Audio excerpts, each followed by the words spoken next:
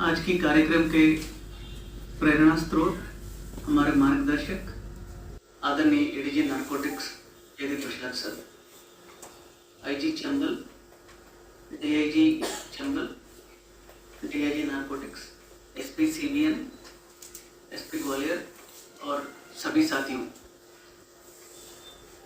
NDPS क्यों इतना serious subject है आपको प्रत्यक्ष से बताने की आवश्यकता नहीं है, क्योंकि पनिशमेंट बहुत ज़्यादा स्ट्रिंजेंट है, इसीलिए प्रावधान भी इतने ही स्ट्रिंजेंट रखा गया।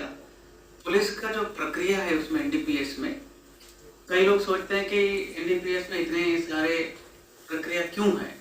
The more the stringent the punishment, the more the safeguards are built into the system. ये जनरल उद्देश्य इसका ये है।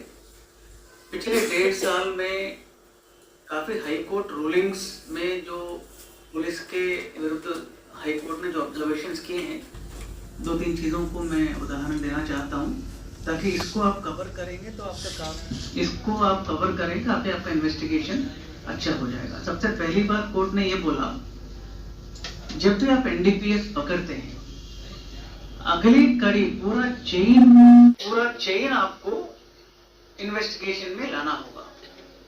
जिसको आपने पकड़ा वो माल कहाँ से ला रहा है, फिर त्वरित गति से वहां दबिश देना, वहां व्यक्ति को पहचान करना, आवश्यकता पड़ने पर गिरफ्तार करना, वो और आगे कहां से प्राप्त किया, पूरा कड़ी आपको इन्वेस्टिगेशन में उजागर करना होगा। ये पहली बात है, most important. Second, honourable supreme court ने Mohanlal versus union of India and others बहुत महत्वपूर्ण जजमेंट है। एनडीपीएस जब पकड़कर सैंपलिंग की प्रक्रिया का वर्णन किया गया, कैसे उसका सैंपलिंग किया जाए, कितने लॉट में मादक पदार्थों को होमोजेनस मिक्सचर बनाए और क्या क्या लॉट्स बनाए जाए। और पहले दिसंबर 2022 के पहले जो एग्जीक्यूटिव मजिस्ट्रेट के समक्ष सैंपलिंग करना, वो प्रावधान अभी सेंट्रल गवर्नमेंट ने अमेंड करके जुडिशियल मजिस्ट्रेट के सामने आपको सैंपलिंग करना अनिवार्य है। It is a mandatory provision. Third point, sampling कब किया जाए, ये नहीं कि आज आपने चलती बनाया 2-3 महीने के बाद कर रहे हैं। No, as soon as possible का शब्द सुप्रीम कोर्ट ने प्रयोग किया Mohanlal versus union of India में। इसका तात्पर्य ये है, जो भी जब्ती करता अधिकारी मादक पदार्थ का होगा, विदिन 24 आवर्स निकटतम थाना प्रभारी को सैंपल माल पूरा भेजेगा और वो विदिन रीजनेबल पीरियड, मतलब within 72 hours preferably judicial magistrate के सामने सैंपलिंग की प्रक्रिया फोटोग्राफी वीडियोग्राफी के साथ कराई जाएगी। मात्र इसी प्रावधान को पालन नहीं करने से ग्वालियर संभाग में माननीय उच्च न्यायालय ने कम से कम मेरे जानकारी 8-10 केसेस में मुलजिम को या तो बरी कर दिया या बेल दे दिया। तो this is the second most important provision. Repeat कर रहा हूँ, मैं किसी व्यक्ति या थाने का नाम नहीं लूंगा, लेकिन ग्वालियर में ऐसे वाकये हुए जो एनडीपीएस सीजर के बाद काफी विलंब से भी वो प्रक्रियात्मक त्रुटि के कारण वो जब्ती नहीं हो पा रहा है। तो इस प्रकार का जो लूप होल्स अपने इन्वेस्टिगेशन में नहीं हो, ताकि आरोपी को इसका कोई बेनिफिट न मिले। और विवेचक के खिलाफ भी हाईकोर्ट कई बार स्ट्रिंजेंट स्ट्रिक्चर्स पारित करता है और आप लोगों के खिलाफ कोई ना कोई डी या कोई कार्रवाई के बाद आप हो सकते हैं। तो कृपया करके ये जो प्रोविजन है, नाना प्रकार का आपको पंचांग बनाने होंगे, ये सब चीज़ें मैंडेटरी प्रोविजन। जी जी बिल्कुल। आज की एनडीपीएस का 1 दिवसीय कार्यशाला ग्वालियर कंट्रोल रूम में ग्वालियर एवं चंबल संभाग के राजपत्रित अधिकारी, डीएसपीज एंड इंस्पेक्टर्स, सब इंस्पेक्टर्स एंड इन्वेस्टिगेटिंग ऑफिसर्स, इनके लिए आयोजन किया गया है।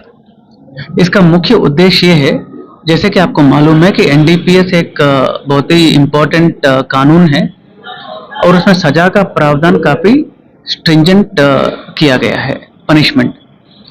और उसी में पुलिस का भी दायित्व दिया गया है कि पुलिस विवेचना अच्छा करे और जो देश में और समाज में जो मादक पदार्थों को जो तस्करी करने वाले, वो कानून के चुंगल से छूट न पाए, ये इस कार्यशाला का उद्देश्य है कि कैसे इन्वेस्टिगेशन बेहतर से बेहतर किया जाए और क्या क्या कानूनी प्रावधान है, पुलिस को क्या क्या सावधानियां बरतना चाहिए, अन्यथा अपराधियों को कोई बेल न मिल पाए या कानूनी लाभ न मिल पाए।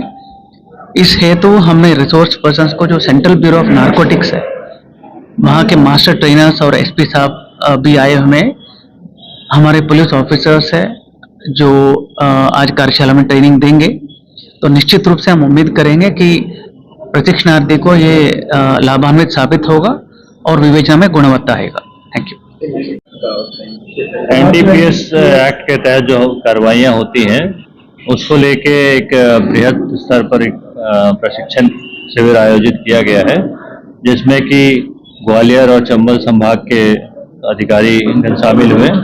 एडीजी ग्वालियर साहब, आईजी चंबल रेंज और उनके वरिष्ठ अधिकारी के साथ साथ आईओ लेवल के अधिकारी सभी यहाँ पे सम्मिलित हुए।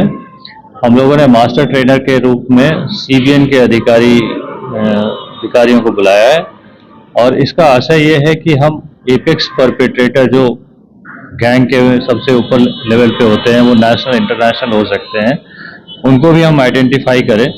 नॉर्मली क्या होता है कि कैरियर पकड़ाते हैं और बहुत आगे की कड़ी तक हम नहीं जा पाते हैं।